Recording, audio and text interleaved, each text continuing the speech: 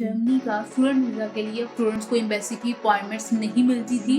पूरा साल जो है ना वेस्ट हो जाता था। फ़ेब 2025 में इस्लामाबाद एम्बेसी ने अपना पोर्टल सिस्टम चेंज की है। ऑनलाइन पोर्टल अवेलेबल है। स्टूडेंट जो है वो जाके खुद को रजिस्टर करेगा। 2 टू 6 मंथ्स के अंदर स्टूडेंट को अपॉइंटमेंट मिल जाएगी।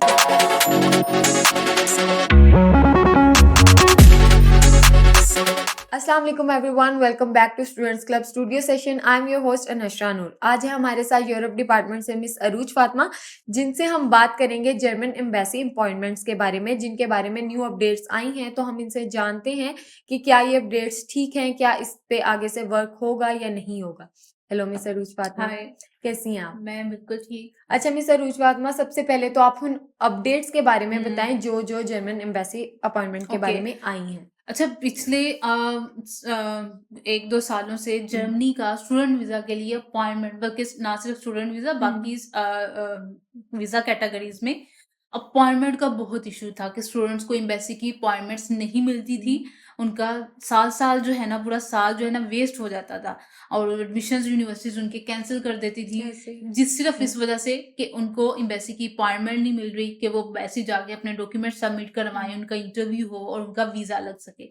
तो ये सिचुएशन काफी जो है ना स्टूडेंट्स के लिए डिस्टर्बिंग थी। बट अभी फेब 2025 में इस्लामाबाद एम्बेसी ने अपना पोर्टल सिस्टम चेंज की है। अब ऑनलाइन पोर्टल अवेलेबल है जहाँ पे स्टूडेंट जो है वो जाके खुद को रजिस्टर करेगा एंड देन वहाँ से अपॉइंटमेंट जो है स्टूडेंट को होप सो जल्दी मिलेंगी। अगर हम वेबसाइट की बात करें तो वेबसाइट्स पे ऑफिशियली यही मेंशन है कि 2 टू 6 मंथ्स के अंदर स्टूडेंट को अपॉइंटमेंट मिल जाएगी। चलिए, ये तो एक अच्छी अपडेट है उन स्टूडेंट्स के लिए जो जर्मनी में इंटरेस्टेड है। अच्छा मिस सरूज, स्टूडेंट्स जब अपॉइंटमेंट के लिए जाते हैं एम्बेसी, तो कौन कौन से डॉक्यूमेंट्स उनको रिक्वायर होते हैं? ये क्योंकि आपने एम्बेसी जैसे ही जो न्यू पोर्टल है उस पे आपने जब लॉगिन करना है, स्टूडेंट ने खुद को रजिस्टर करना है, तो उसमें डॉक्यूमेंट्स की लिस्ट है। स्टूडेंट वो डॉक्यूमेंट्स उसके कंप्लीट होंगे तभी वो वेटिंग लिस्ट में आएगा। तो उनमें मैंडेटरी डॉक्यूमेंट्स कौन से हैं? फर्स्ट ऑफ ऑल स्टूडेंट का एडमिशन लेटर, जो कि उसकी यूनिवर्सिटी उसको प्रोवाइड करेगी जहां वो एडमिशन उसने लिया है। सेकंड थिंग, स्टूडेंट का ब्लॉक अकाउंट। ठीक है, ब्लॉक अकाउंट स्टूडेंट ने अपना ओपन करवा लिया हो। And third thing, English proficiency letter. English proficiency letter mean के कोई भी इंग्लिश लैंग्वेज टेस्ट, आईएलटीएस या पीटी स्टूडेंट के पास मैंडेटरी हो, खास तौर पे वो स्टूडेंट्स जिन्होंने इस्लामाबाद एम्बेसी जाना है, यानी पंजाब और केबीके के स्टूडेंट्स। तो अगर ये तमाम डॉक्यूमेंट्स वो स्टूडेंट अपलोड कर देते हैं तो देन वो वेटिंग लिस्ट में आ जाएगा और विद इन 2 टू 6 मंथ उसको अपॉइंटमेंट मिल जाएगी। अच्छा मिस अरूज, जैसा कि आपने कहा कि पिछले साल काफी अपॉइंटमेंट्स का इशू था, इनका सिस्टम बहुत पुअर था, तो अभी आप एज अ कैरियर कंसल्टेंट जाहिर है जर्मनी के लिए काम करती हैं, आपको आइडिया होगा चीजों का कि सिस्टम ने अब न्यू अपडेट्स निकाली हैं तो इन पे काम होगा। तो आप क्या कहती हैं इसके बारे में? बिल्कुल, क्योंकि जैसे कि ये बहुत डिस्टर्बिंग सिचुएशन थी स्टूडेंट्स के लिए भी और ऑफ कोर्स हमारे लिए भी। तो ये एक चेंज आया है, एक अपडेट आई है, तो इससे उम्मीद तो हमारी यही है कि अपॉइंटमेंट्स जो है ना बहुत जल्दी मिलेंगी स्टूडेंट्स को। बट अभी भी हम मार्च का मंथ देखेंगे, हमें आइडिया हो जाएगा स्टूडेंट्स को मिल रही है अपॉइंटमेंट्स, कितना टाइम लग रहा है। तो ऑफ कोर्स उससे फिर यानी कि जब प्रैक्टिकली इसको हम करेंगे प्रोसेस तो ज्यादा आइडिया हो जाएगा कि क्या वाकई अपॉइंटमेंट सिस्टम में चेंज आया है। अच्छा मिस सरूज, अगर हम जर्मनी की बात करें तो जर्मनी में एडमिशन लेने के लिए एक स्टूडेंट के लिए क्या एंट्री रिक्वायरमेंट्स होती हैं? ओके, अच्छा, अगर हम बात करें ना पाकिस्तान में जर्मनी की 2 एम्बेसीज हैं, एक इस्लामाबाद में, दूसरी कराची में। तो जो पंजाब और केपीके के स्टूडेंट्स हैं इन्होंने इस्लामाबाद एम्बेसी में जाना होता है और जो बलोचिस्तान और सिंध के स्टूडेंट्स हैं उन्होंने कराची एम्बेसी में। कराची एम्बेसी में रिक्वायरमेंट्स थोड़ी डिफरेंट है, जबकि इस्लामाबाद एम्बेसी थोड़ी स्ट्रिक्ट है। पंजाब के केपीके के स्टूडेंट्स के लिए रिक्वायरमेंट्स थोड़ी स्ट्रिक्ट है। जैसे कि अगर हम बात करें मास्टर्स के लिए तो 50% मार्क्स भी एक्सेप्टेबल हैं, बट अगर स्टूडेंट बैचलर्स के लिए जा रहा है तो उसके 60% मार्क्स लाजमी होने चाहिए। और अगर हम बात करें इंग्लिश लैंग्वेज टेस्ट की तो पंजाब के स्टूडेंट के पास लैंग्वेज टेस्ट लाजमी हो। यूनिवर्सिटीज की रिक्वायरमेंट नहीं है। जर्मनी की जो यूनिवर्सिटीज हैं वो MOI पे आपको एक्सेप्ट कर लेती हैं, बट एम्बेसी आपसे रिक्वायर कर सकती है और इस बेस पे आपका वीजा रिजेक्ट हो सकता है। तो दैट्स वाई हम स्टूडेंट्स को यही काउंसिल करते हैं कि वो आईएलटीएस या पीटीई उसके बाद टेस्ट लाजमी हो ताकि उसके वीजा चांसेस ज्यादा से ज्यादा भर सकें। अच्छा, अगर हम बात करें यूनिवर्सिटीज को डिस्कस करें हम जर्मनी की, तो प्राइवेट और पब्लिक यूनिवर्सिटीज, दो तरह की यूनिवर्सिटीज होती हैं हर कंट्री में।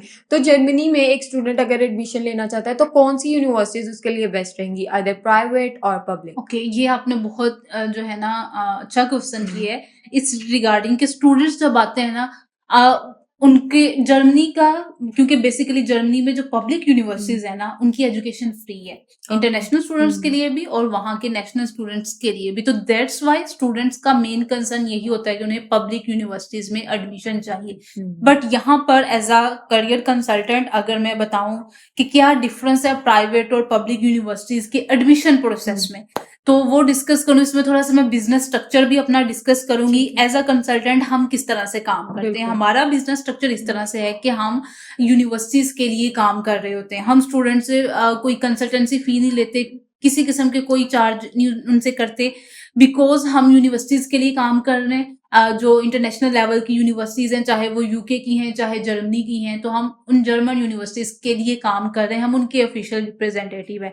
तो एज अ कंसल्टेंट हमें जो फाइनेंशियली बेनिफिट होगा वो यूनिवर्सिटीज की तरफ से होगा, स्टूडेंट से नहीं होगा। तो ऑफ कोर्स जो प्राइवेट यूनिवर्सिटीज है उनकी वो सेल्फ फंडिंग पे स्टूडेंट्स जाते हैं, उसमें फी होती है, और पब्लिक यूनिवर्सिटीज में एजुकेशन फ्री है। तो पब्लिक यूनिवर्सिटीज के एज इट इज कोई रिप्रेजेंटेटिव्स नहीं होते हैं और वहां पे एक लिमिटेड नंबर ऑफ स्टूडेंट्स को ही एडमिशन मिल सकता है। ऑफ कोर्स फ्री एजुकेशन है तो हजारों स्टूडेंट्स चाहते हैं कि उनको एडमिशन मिल जाए, बट द थिंग इज कि हर जैसे आप पाकिस्तान में ही बात कर लें, आपकी यूनिवर्सिटी में कोई स्कॉलरशिप आया है तो वो आपकी क्लास के सब स्टूडेंट्स को नहीं मिलता, मेरिट बनता है और उसके अकॉर्डिंग जितनी लिमिट होती है उस स्कॉलरशिप की उसके अकॉर्डिंग 5 से 10 स्टूडेंट्स को वो स्कॉलरशिप मिल जाएगा। सेम थिंग इंटरनेशनली भी ऐसे ही होता है। अगर कोई भी कंट्री स्कॉलरशिप ऑफर कर रहा है या फ्री एजुकेशन ऑफर कर रहा है तो उसमें लिमिटेशंस होती हैं, जितने स्टूडेंट्स अप्लाई करते हैं उसके अकॉर्डिंग मेरिट बनता है और जो मेरिट वाले ऊपर वाले स्टूडेंट्स होते हैं उनको एडमिशन मिल जाता है और पीछे वाले रह जाते हैं।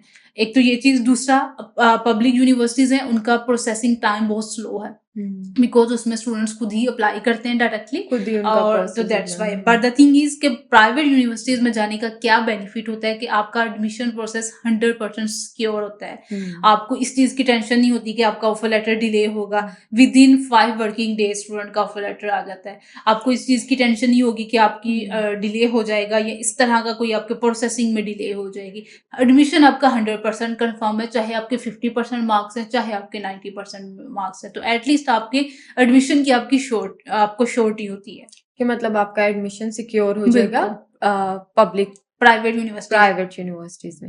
अच्छा मिस सरोज, ब्लॉक अकाउंट की बात की थी आपने, तो जर्मनी में ब्लॉक अकाउंट कितना रिक्वायर होता है यूजुअली? अच्छा, ब्लॉक अकाउंट एक्चुअली क्या होता है कि लिविंग एक्सपेंस को शो करता है। जैसे कनाडा है तो वहां पे भी ब्लॉक अकाउंट की रिक्वायरमेंट है और जर्मनी में भी स्टूडेंट अपने फंड्स शो करवाने के लिए ब्लॉक अकाउंट मैंडेटरी है। जैसे बाकी कंट्रीज हैं, यूके है या फिर कोई भी और अदर यूरोपियन कंट्री है, वहां पे स्टूडेंट ने अपनी बैंक स्टेटमेंट शो करवानी होती है। इसी तरह से जर्मनी में ब्लॉक अकाउंट की रिक्वायरमेंट है। उसमें क्या होता है कि एक साल का जो स्टूडेंट का लिविंग एक्सपेंस है ऑलमोस्ट 12,000 यूरोस, स्टूडेंट ने इतनी अमाउंट अपने एक अकाउंट खुलवाना है ऑनलाइन ही जर्मनी के अकाउंट बैंक में। वहां पे स्टूडेंट अपने नाम का बैंक अकाउंट खुलवाता है और उसमें इतनी अमाउंट डिपॉजिट करवा देता है। अब इसको ब्लॉक अकाउंट क्यों कहते हैं? क्योंकि अकाउंट आपकी स्टूडेंट की अमाउंट ब्लॉक हो जाती है फॉर 1 ईयर। एक साल में स्टूडेंट को मंथली 934 यूरोस मिलते रहते हैं, यानी कि वो जो फुल पेमेंट है उसको 12 मंथ्स में डिवाइड करके जितनी अमाउंट बनती है हर महीने स्टूडेंट को वो अमाउंट मिलती रहती है और पूरे साल में रिटर्न बैक होती है। बट स्टूडेंट अपनी मर्जी से अपनी अमाउंट विथड्रॉ नहीं करवा सकता है, तो ये इसको ब्लॉक अकाउंट कहते हैं। और अगर हम बात करें बैंक स्टेटमेंट की तो वो डिफरेंट है, उसमें स्टूडेंट ने जस्ट अपनी बैंक स्टेटमेंट शो करवानी होती है और वो अपनी मर्जी से अपनी अमाउंट विथड्रॉ करवा सकता है। ब्लॉक अकाउंट का मेन पॉइंट अगर मैं कहूँ कि ये होता है कि बाद में स्टूडेंट को फी में या अकोमोडेशन में कोई प्रॉब्लम ना हो, तो इसी वजह से I think block account actually student के 1 ईयर के लिविंग एक्सपेंस को जो है ना कवर कर रहा होता है ताकि उसको प्रॉब्लम ना हो और यूनिवर्सिटीज को ये अश्योरिटी हो कि स्टूडेंट्स के पास है। Well, thank you so much miss Sarooj Fatima, आपने जर्मनी की न्यू अपडेट्स हमारे साथ शेयर की। तो ये थी जर्मनी के बारे में new updates miss Sarooj Fatima से हमने डिस्कस की। मैं आपसे मिलूंगी एक नए सेशन में एक नए टॉपिक के साथ, तब तक के लिए अल्लाह हाफिज।